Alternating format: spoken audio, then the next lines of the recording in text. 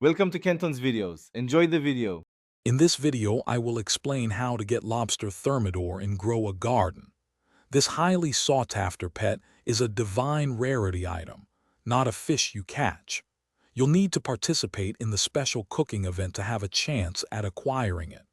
We'll guide you through the steps to earn this valuable companion, from finding the right NPC to opening chests.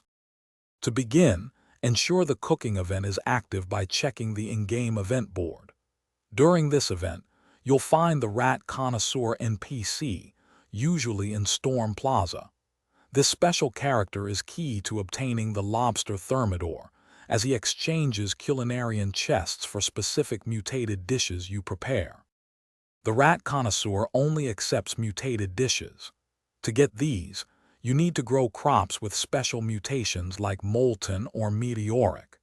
You can efficiently farm these by using mutation pets, such as the Spinosaurus or Disco Bee, or by utilizing mutation-spreading sprinklers. Once harvested, cook these mutated crops into dishes at your cooking station. Once your mutated dishes are ready, present them to the Rat Connoisseur. He will reward you with culinarian chests. Each chest offers a 1% chance of containing the Lobster Thermidor pet.